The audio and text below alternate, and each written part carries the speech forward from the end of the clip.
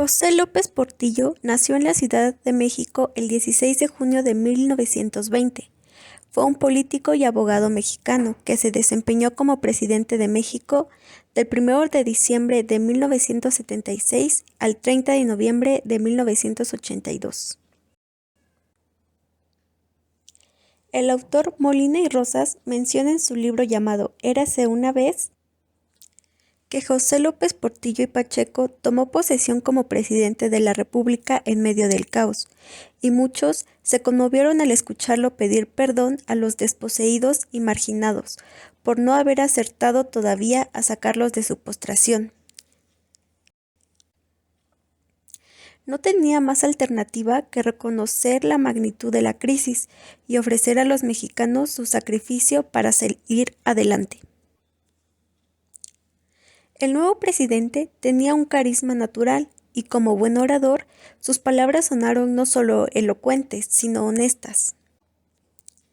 Hagamos una tregua inteligente para recuperar la serenidad y no perder el rumbo.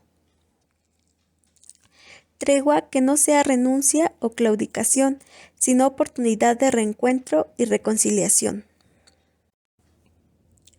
En cuanto a los sectores económicos y políticos, la situación era difícil en general, dado que apenas unos días antes de entrar en funciones se realizó una de las devaluaciones más severas que el país hubiese vivido hasta esas fechas, y se obtuvo un préstamo del Fondo Monetario Internacional con el acuerdo de ejercer un presupuesto reducido y mantener bajos los salarios.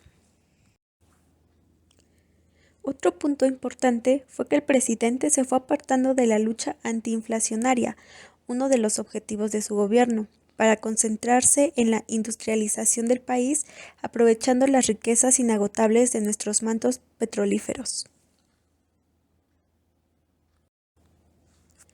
En el ámbito internacional, en 1977, comenzó el restablecimiento de las relaciones diplomáticas de México con el régimen encabezado por el rey Juan Carlos I y precedido por Adolfo Suárez. A 2 años del fin del franquismo, siendo designado como embajador de México en España al exmandatario Gustavo Díaz Ordaz. López Portillo ofreció la embajada vacante a Echeverría, quien prefirió la representación de México ante la UNESCO, con sede en París y en donde permaneció hasta 1978.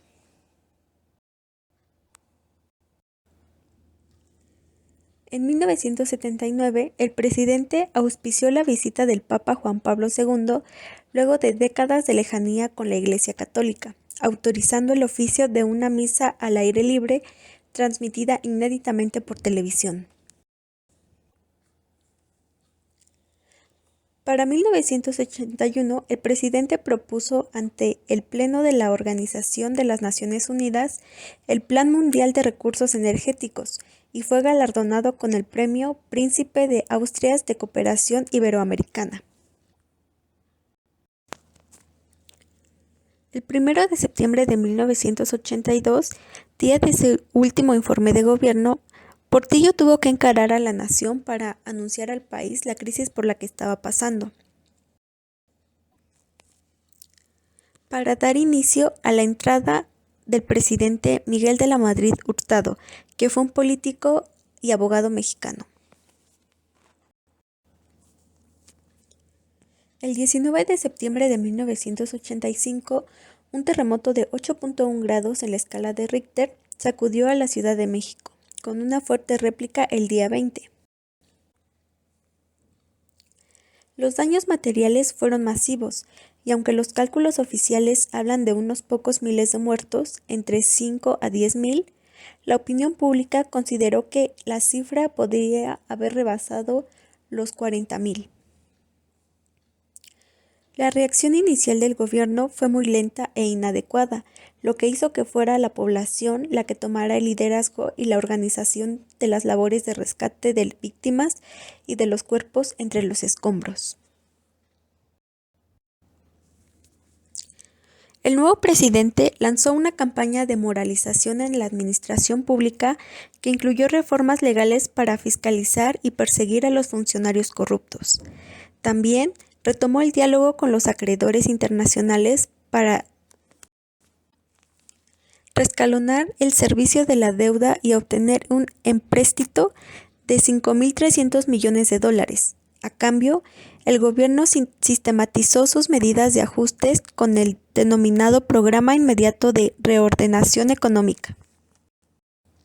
Nuevamente, el autor Molina y Rosas menciona en su libro Érase una vez en México que durante el sexenio de Miguel de la Madrid, el gobierno cumplió cabalmente con los lineamientos del Fondo Monetario Internacional y pagó religiosamente la deuda con Estados Unidos. Ante el deterioro de la economía nacional, no había alternativa y en ese sentido la relación marchó sin mayor problema.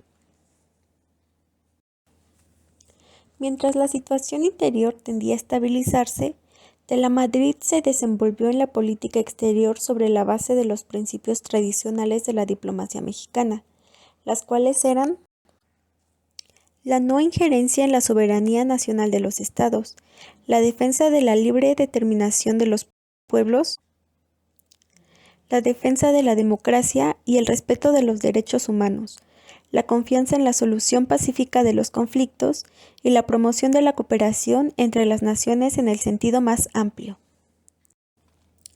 Otra importante aportación de Molina y Rosas fue que, desde finales de los años 70, el gobierno mexicano no entró en negociaciones con la Unión Internacional de Telecomunicaciones, con sede en Ginebra, Suiza, para lograr que los satélites Morelos pudieran entrar en órbitas que les permitieran cubrir la totalidad del territorio nacional.